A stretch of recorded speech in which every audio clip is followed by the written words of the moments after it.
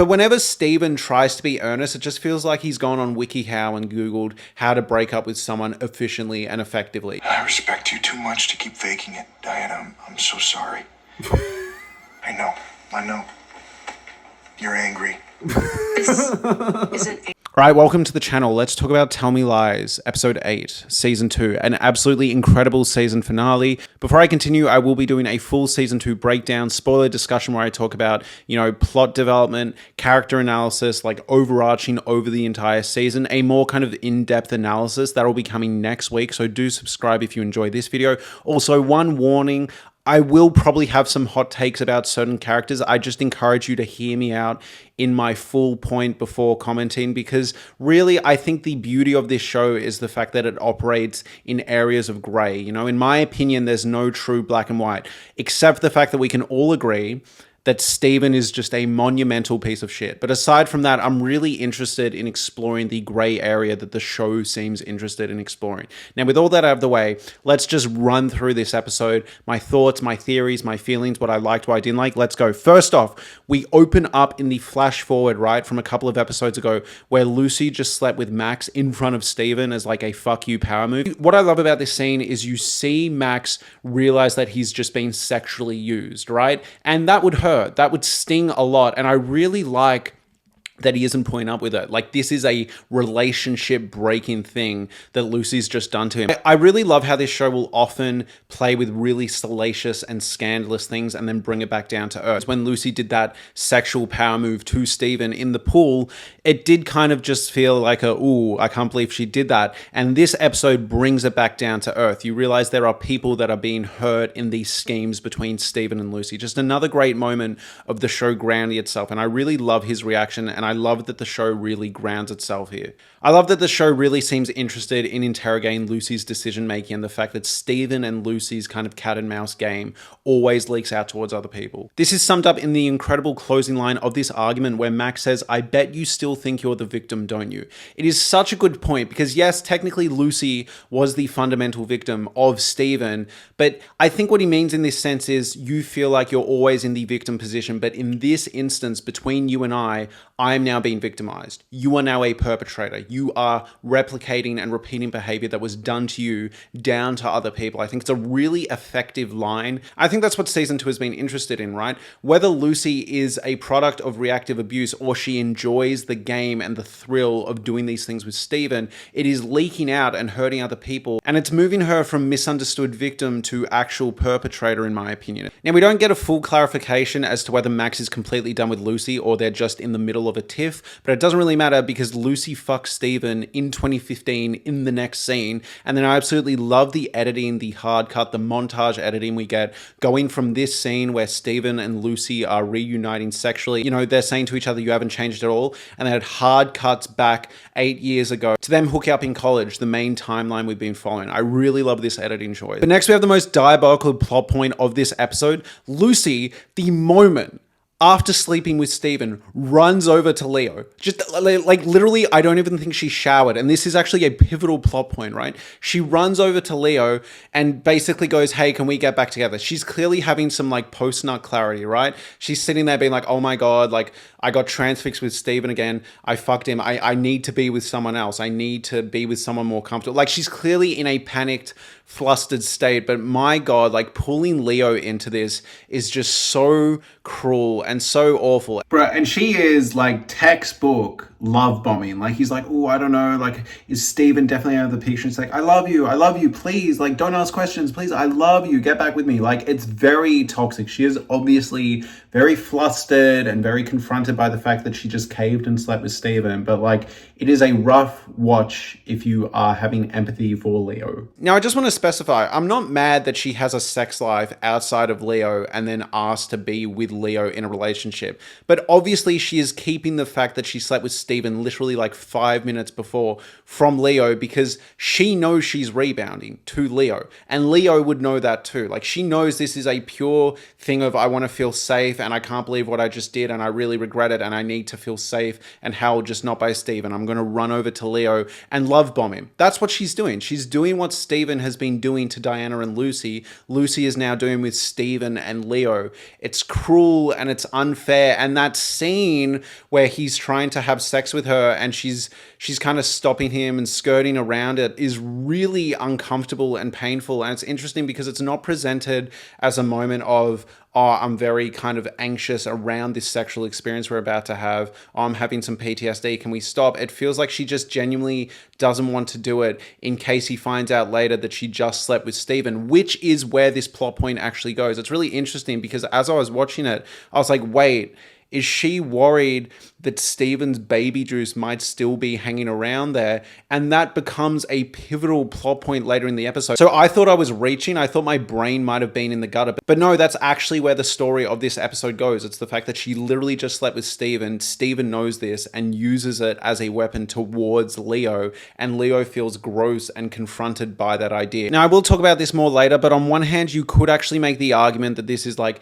typical male possessiveness, like sexual possessiveness, right? But no, I actually think the reason Leo is mainly hurt is the fact that she clearly is not over Steven. She lied to Leo about being over Steven, and she obviously kept that from Leo because she knew he would have an issue with it. So he feels betrayed and he takes that anger out towards Steven. Yes, again, an easy read here is there's just two guys with fragile egos confronted by a woman's sexuality. But no, I think it is the fact that Leo feels romantically misled and used. And I think that's a very justified feeling, even if he handles it very violently. Next, we have Oliver breaking up with Brie. Look, we knew this was happening. We knew Brie was going to get hurt here. I really like where this episode takes the Oliver, Marianne, Brie storyline. But this initial introduction, I was sort of sitting there going, oh, is that it? After all this time, it was just an affair that didn't go her way. She didn't get her men. Is that really it? But fortunately, it was not it. We will get there when we get there. But I really like this scene. I thought it was an excellent performance from Brie. Next, we have Steven breaking up with Diana. This is just the best. This is all the staples you pull out. The it's not me, it's you.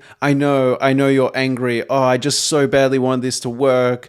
But like, I'd be lying to myself and I just feel sick to my stomach. It is so good. It's such a great performance from Jackson White. He feels so insincere. But whenever Steven tries to be earnest, it just feels like he's gone on WikiHow and Googled how to break up with someone efficiently and effectively. I respect you too much to keep faking it, Diana. I'm so sorry.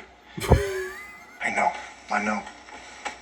You're angry. This isn't. We've got great unhinged Steven material this episode. I love when Diana says to him, like, stop faking, like, this is so insincere. And then his face just starts to load. Like, it's like Steven.exe has stopped working. And you can just see his face. It just, all the emotion leaves. And he goes to his narcissistic statue face. I loved you. I'm actually sick to my stomach. Fucking pretending. What the fuck? All right, next we have the party scene. Fuck yeah, the party scene. So Steven shows up and Lucy is with Leo and like as a couple, as a pair. And you know what? I don't like Steven. Steven's a bad dude. I get why Steven's pissed, all right? Like, Steven is like, what the fuck, all right? I just dumped Diana. Are you doing what I do to you with Diana to me with Leo? Is that what's going on here? So he's pissed.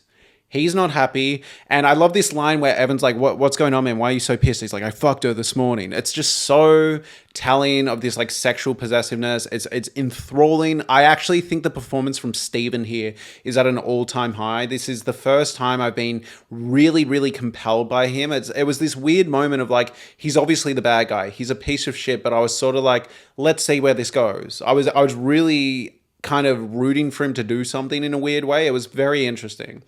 I need to sit with myself on that one. Now, this was the first time I was kind of rooting for Steven. Hear me out here. I was not rooting for him, but I was rooting for him to ruin the relationship between Lucy and Leo because I think Leo deserves better than being used as a pawn, as a tool between Steven and Lucy. So I was sitting there and goes, you know what, if Steven goes over and tells Leo the truth and blows this up, that's kind of a good thing for Leo. He does not deserve this. So in a weird way, I was sort of like, all right, let's see what Steven does. Evan tells him, let's go. And then Steven's like, yeah, just go out there. I'll be back in a second. And then does this like supervillain face. They're not. I fucked her this morning. What? Such bullshit.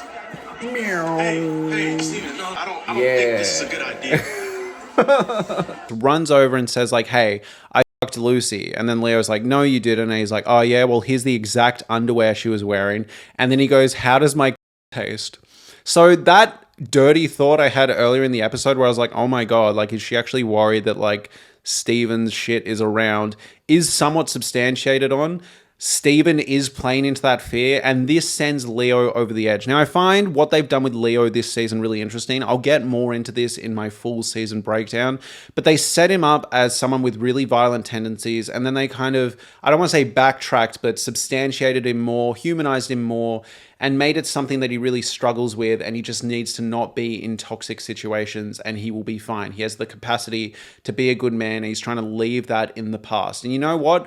A noble pursuit. And I do actually think what the show is exploring here with Leo and all these characters really is really fascinating. You know, if you take the most innocent and pure people and put them in toxic environments, what are they capable of? And to me, what is unfortunate about Leo's character here is if he wasn't dragged into Lucy and Steven, I don't think he would have been this violent again. I think it's really unfortunate. And I think Steven knows that, right? Steven knows that he can get a violent response. That's why he smiles after Leo beats him up. I love the scene where Leo beats him up, and it's a really interesting moment because instead of sitting there cheering and being like, fuck yeah, Steven's game what he deserves, I actually thought it was really tragic, but mainly I felt bad for Leo. I felt really, really bad for Leo. I felt bad that Leo got baited into this. I felt bad that Leo has such strong feelings towards Lucy that he got to this tipping point. And yes, Lucy is not to blame for Leo's violent behavior. Leo should be able to, you know, keep a lid on these things and not beat the shit out of Steven. But I just felt bad that this guy that was trying to make changes for the better got pulled into this toxic environment, and he's obviously not built to handle this sort of stuff, clearly, right? So I was sitting there and I was like, you know what, these are two people that in this episode isolated have kind of been fucked over, taking it out on each other, and it felt like a situation that Lucy had created. Similar to if Lucy and Diana got in a fight at the end of the day, that is a product of Steven's manipulation. I was just kind of sitting there like, what an unfortunate result. What a shame Leo has stooped to this. What a shame Steven has stooped to this. It was just a shit situation. It was not this booyah, fuck yeah, Steven's getting beat up moment. And the worst part of this is the scene ends as a power move for Steven. You know, Leo doing this means he's now out of Lucy's life. She tells him off, and I guess rightfully so. And now Steven and Lucy are back together. And it just feels like Leo was used as this kind of like pit bull, destined to explode tool between the two of them. Now, it's really interesting about this scene, and I kind of want your opinion. Do you think Lucy was earnestly with Leo after sleeping with Steven, or do we think this was a power move? Do we think she hooked up with Leo to get a reaction out of Steven and to keep playing the game and play this manipulative thing? Or do we think she actually had a panicked moment after hooking up with Steven and was just kind of in this flustered rebound state and earnestly wanted to be with Leo? What do we think? Because the person I was watching it with thought that it might have been a manipulation, thought that she only got with Leo to get a rise out of Steven. I took it the other way though. I thought, no, she's in a really flustered, emotionally confused state and wanted to go back to someone that was nice and easy and safe and stay away from Steven. But unfortunately, that's not how it went. Let me know what you think in the comments below. All right, next we have the moment where Brie goes back over to Oliver's house and says, yo, Oliver, I will settle for being nothing. I don't need to be the love of your life. I don't need you to leave your wife. I will be your side piece, which I find really interesting thing she says, because then given where this scene goes, where this situation goes, that obviously is not the case, because then Marianne walks in and catches Brie and instantly you know something is afoot, right? Because she isn't furious that she's here. Clearly she knows. You know, clearly on top of that, this isn't their first rodeo, which I like. You get the feeling like, oh my God, He does this a lot.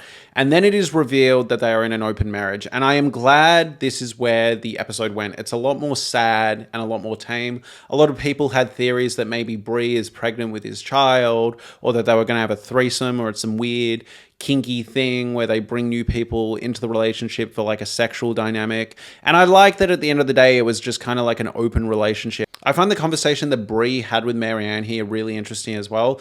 I think Marianne makes some really good points. Now, Marianne is fucked up in her own right, especially in the scene between Lucy, we find out later. I actually agree with Marianne's line of thinking where she's like, oh, so you would have preferred if there was a wife being hurt here, you know, if a family was being torn apart rather than something I was consenting to. It's actually a really interesting line of thinking, and I want to talk about it more before I get into viewing Brie as the ultimate victim in this situation, because I find Marianne's point compelling here. There is actually a really good exploration of the shades of grey here, right? The idea that Brie was really happy to ruin a marriage, right? Really happy to engage with Oliver in this extramarital affair. And what she would have preferred is the option that is worse for other people rather than herself. And really the core of why Brie is sad here is because she feels misled, but she is misled about something that was never going to happen. In either situation, Oliver was never going to be with her romantically. The situation we got right was a mislead, right? He was lying to her and saying like, this is a secret, my wife can never find out, we can never actually be together. And I think what it felt like to me was maybe he was doing this as a way of keeping these things secret and not romantically involved. It is easier to say to someone, hey, do not fall in love with me because I can't have my marriage fall apart, rather than saying I'm in an open relationship, but please don't fall in love with me. That is why I felt Oliver told the lie. You know, it just felt like easier to manage, which is manipulative, it is deceitful, it is lying. But I think the unfortunate tragedy here for Brie is, even if he was honest, right, even if he did say, hey, I'm in an open marriage, but we can never be together romantically because at the end of the day I'll always go back to my wife, Brie still would have wanted more. Either way, the situation that Brie wanted to happen would not have happened. Now, in saying all that, I do not like Oliver, all right? Oliver shouldn't have been sleeping with a student. Oliver shouldn't have been sleeping with someone this much younger than him. And on top of that, if he wanted to keep things clean and simple and stick to his word of this isn't going to be a romantic relationship, he should not have love bombed her last episode when she tried to leave their little situation. That would have been perfect for him, right? He could have got away with the lie about the open relationship and let her go. And that's kind of ideal for him, right? But he couldn't let her go because he liked the validation and the ego. Look, credit to Brie for being like, is this like a sick little sex thing for you that you guys enjoy? Like, you enjoy the idea of like it being a dirty little secret and bringing in people on that pretense, but it's also like she enjoyed that too. Like, there were parts of her that enjoyed the secrecy and the thrill and the idea that she's stealing a man away. Like, she clearly indulged in that at certain points too. So yeah, obviously Oliver is a colossal piece of shit, but I find Marianne's characterization and the conversation between Brie and Marianne, and even between Brie and Oliver,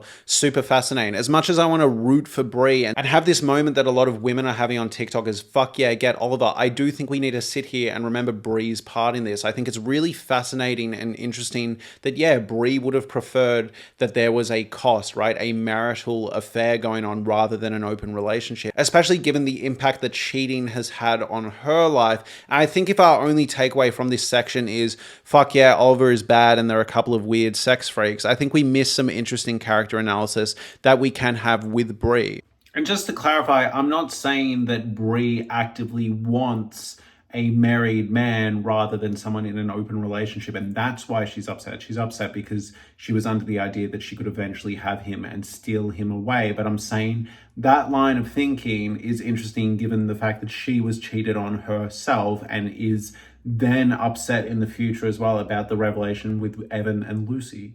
At the end of the day, Brie is the clear victim here. She's clearly fucked over by a pair of sex freaks. The reason I say all this is because there's this scene later, right, where the girls bash up Oliver's car, right, and commit damage towards it. And I'm not mad that they're doing that. I don't feel bad for Oliver.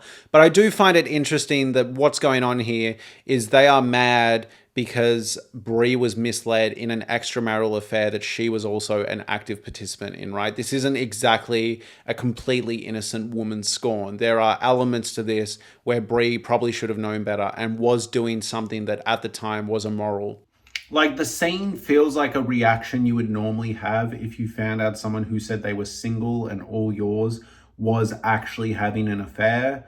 But it's like Brie was the extramarital affair partner. Yes, she felt misled, but the mislead was entirely built on the idea that she thought that one day she could steal this guy away, or alternatively she thought she was involved in some weird sex game and felt misled. Like, as mean as this sounds, if I did what Brie did and slept with someone who was married, I would probably be sitting there when all this happened being like, well, you play stupid games, you win stupid prizes, lesson learned on my part, maybe this is why you don't do this sort of stuff. Maybe the point of the scene is that they're young and they're not really ready for that level of like self-reflection and it's just a fun thing to do. I don't know. Lucy did not like what Brie was doing, engaging in an extramarital affair to her knowledge that was hurting a wife. And I find it interesting that Brie is almost let off the hook here and they all kind of line up on this and damage the card. Because if I was Lucy, right, I'd be sitting there thinking, okay, well, good thing it worked out and turns out you weren't doing the immoral thing and it was actually an open marriage and they actually fucked you over. However, for a good substantial amount of time, you were willingly fucking over Marianne, who hadn't done anything wrong to you at that point. I just find it really interesting. I think the writing is really layered and compelling here. You know, this interesting dichotomy is kind of summarized when Brie says to Oliver, I thought it was something special between us. I thought this extra spicy affair was something we had as our special little secret, not something someone else was involved in, which is interesting because if it was an actual extramarital affair and the wife found out about Brie and Oliver, the wife would have been saying that to Oliver, right? She would have been like, I thought our marriage was sacred between us and you've opened it up with Brie, you know? Brie knows about us. How awful. Really good, interesting writing. Basically, what I'm saying is, yes, Brie was overall the victim in this situation. However, I think it's interesting that for a good substantial chunk of time, she was willingly engaging in something that was hurting a married woman. And it's not until afterwards when she found out that she was actually being fucked over. I just found that interesting. Also, might I just add, it seems like there's a bit more going on with Marianne. There was that conversation about, like, did he say he loved you? And Brie said yes. And Marianne seems a bit thrown by this. And then after she closes the door, Marianne starts crying. Now, you could interpret this that she's just crying because she feels bad at what they've put Brie through. This is a very valid read. However, I took it as maybe, I think my husband actually caught feelings in our open marriage, which is something we didn't want to happen, and she's thrown by that. Right, I love what they did with Drew here. I feel like me, along with most of the fan base, thought Drew had killed himself maybe like 5 episodes ago, and Wrigley just hadn't found out yet, or he was in denial, like he already knew and he just wasn't telling anyone, and he was just leaving voicemails because he wasn't ready to let go, all right? I think that was most people's running theory. Drew was already dead. So by the time that Drew showed up, it felt like we were seeing a ghost, but I love the misdirect here. It's tragic. I really thought Drew was just going to die off campus when he was away from Wrigley, but no, and Wrigley actually has a part in causing this, an absolute tragic turn of events. Next, Lucy starts freaking out and says, I'm going to tell Wrigley that I wrote the note, and then Steven jumps in front of her and says, I wrote the note. It feels like what Steven is doing here is adding another lie that then Lucy kind of owes him for, you know, another reason that Lucy is now trapped with him, tied with him. It's another lie that she is complicit in, and felt like previously Steven had this note thing dangling over her and he didn't want to let Lucy give that up. You know, if Lucy goes confesses that, Steven has less dirt on Lucy. You know, they're not a one-to-one with the whole Macy secret and the note secret. So I felt like Steven is like, oh, I'm going to jump on this and then you're still tied to me. I still have dirt on you. Fuck yeah. Or alternatively, he was just trying to get boyfriend points from her. But it's a weird thing because she was willingly and consensually divulging that secret. And she's so delulu that then afterwards she goes up to Steven and thanks him for that. It's like you were willingly and forthcomingly going to admit that and he jumped the gun for you and now you're just kind of like happy about it. It felt like some really interesting parallel writing as well, because in the last episode we had a situation where Lucy was taking Pippa's story and now in this episode Steven is taking Lucy's story. Next we have one of my favorite reveals of the season. I want to apologize to everyone. I did not think Diana was failing the LSAT. Well done everyone. Good job. You got me. I didn't think that. I thought the show is normally pretty cut and dry. But no, Diana was lying about the LSAT. She actually froze her cards and she gets along with her dad fine. So she was basically pretending to be at rock bottom to see if Steven would stick by her, and Steven dumped her ass like straight away. And Diana comes out on top. I'm happy for Diana. It feels like she's been able to see the toxic patterns and she's out of there. And I hope Lucy eventually takes a leaf from Diana's book, but she's not going to. She's not going to. And we know this because she's hooking up with Steven in 2015.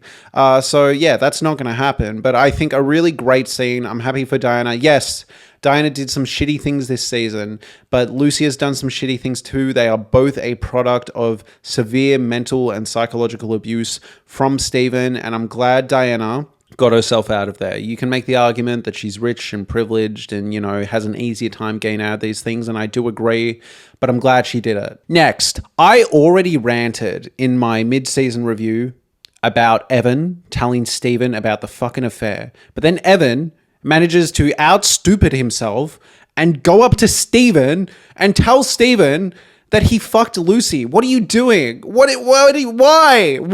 I was furious. Evan has seen Steven be a colossal piece of shit this entire show. He keeps walking around and warning people. He literally said to Lucy, like, we're going to keep that a secret, but no, he goes and tells Steven. Next, we have the Steven and Lydia meetup. Just super interesting. You can tell that their relationship starts here. Lydia is basically apologizing, saying, hey, I'm sorry for being so harsh towards you. I was going off information from Lucy, and she clearly just hates men. She's not a good guy. Super interesting. And it does really feel like Steven is just with Lydia as a power move. You know, super interesting. And I think you can probably leave the show's 2008 timeline here for the most part and fill in the gaps. I actually would be really curious to see if season 3 picks up in 2015 and spends most of its time there.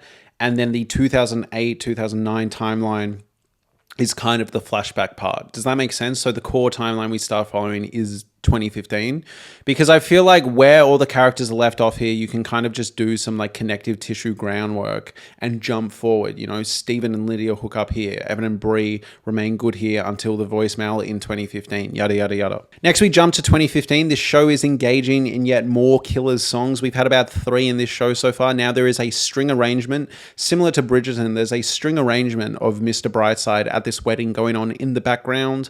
Next, you have this incredible quote from Diana where Diana says to Lucy, oh, it's kind of scary when you don't know where Steven is. Super good.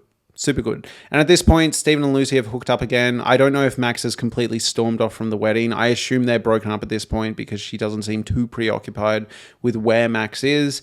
And then we have the closing of this season. So turns out that Steven voice recorded Evan confessing about sleeping with Lucy, held on to it for 8 fucking years, and sent it to Brie on her wedding night. And the show ends with Brie listening to that voicemail, and Lucy comes up behind her, none the wiser. End of season. Excellent ending for the season. Steven is a Machiavellian, Shakespearean villain at this point, right? Like, he just can't help himself. He's just an absolute menace. He's that mad at Evan that he'll hold on to that for 8 years just to fuck him up. Like, dude has been friends with Evan for 8 years, you know, gave a speech at the wedding and then drops that voicemail. Also, not to be a nitpicky fucking loser, but the voice memo on the screen said 6 seconds and it goes for about 2 minutes, but, you know, whatever. That's okay. Just an incredible finale. I hope my idea is right, by the way, that we're going to jump forward to 2015 and the majority of the show is going to spend time there. And then college is kind of the flashback. But I guess maybe not. Maybe the show is a college-centric show. I just feel like we've got a lot of closure with this current timeline. And now the more interesting stuff seems to be going on in the future. Anyways, I absolutely love this episode. Please subscribe. Please hit like. If you enjoyed this video, I will be doing a full season 2 breakdown, going over character plots, character beats, character analysis, things I liked, things I didn't like, story structure, just an overall season review. Thank you so much for watching. I appreciate you waiting for this video, and have a lovely day.